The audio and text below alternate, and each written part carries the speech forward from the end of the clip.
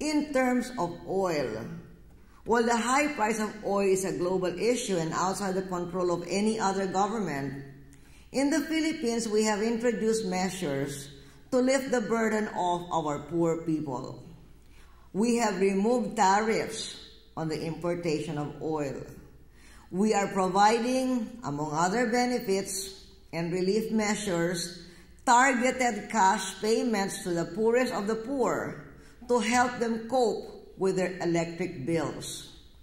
However, no matter what actions we take, this is a global problem. We must work together to resolve this if there is going to be any long-lasting improvement. In the meantime, in the Philippines, as a result of our economic comeback, we are able to invest, we're in a position to invest in key sectors to cushion the harsh impact of rice and fuel prices on our poor. And at the same time, we're able to continue to invest in necessary infrastructure. As General Christman said, you're encouraging us to do as we are doing that. Human and physical infrastructure. That is the focus of our budget investments, like roads, bridges, and education, to name a few. And all this while, we are balancing these vital investments with a commitment to meet our fiscal obligations.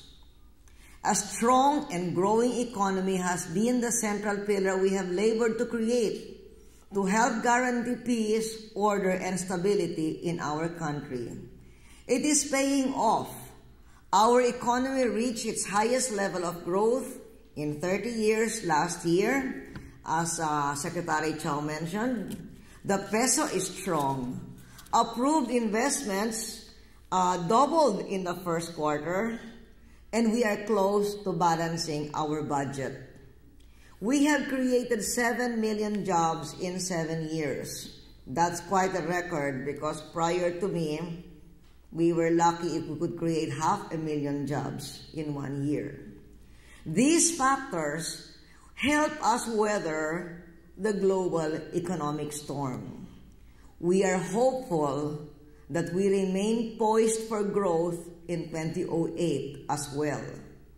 Of course, the global clouds in the horizon are clearly there and have an impact on most nations, but we are confident that our reforms provide a significant firewall against dramatic economic swings at home. Moody's upgraded its outlook on the Philippines to positive earlier this year, while other credit rating agencies such as S&P and Fitch have maintained their stable outlook.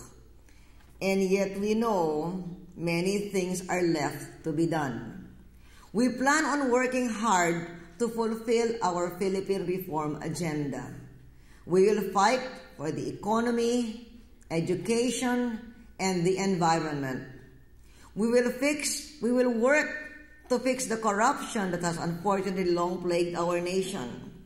We have been working to take control of this situation. Our efforts will include passing a comprehensive Anti-Corruption Reform Act in 2008. We will continue to hold officials accountable if they are found to be corrupt by the independent ombudsman who is here with us now, Mercy Gutierrez, who during her tenure has been able to increase the conviction rate from 6% to 56%.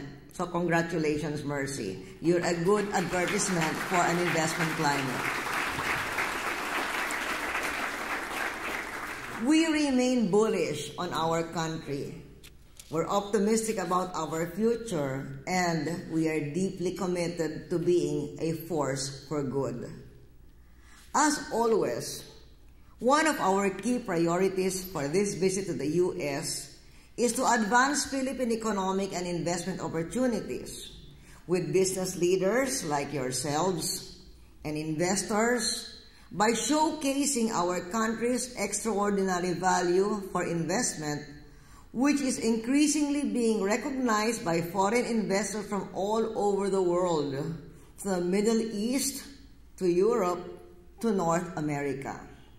We are meeting with various business groups in the U.S.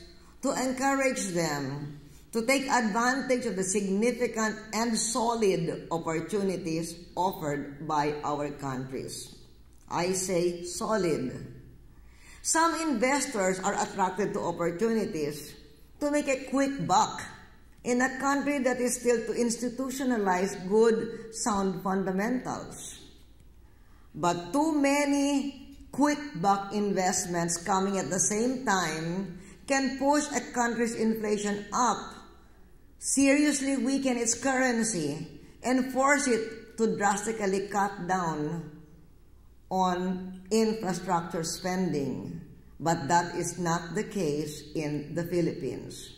Because of our reforms, difficult reforms, to raise revenue and work towards a balanced budget and pay our international debts, we are on a permanent path to economic growth, stability, and modernization.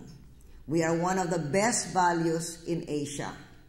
As Business Week's 28 January 2008 issue said, and I quote, "Sustained growth and sound fundamentals are prompting investors to look anew at the Philippines." Another quote from Foreign Affairs magazine in its March-April 2008 issue, "Investors have been lining up to the dynamic developments in the Philippines."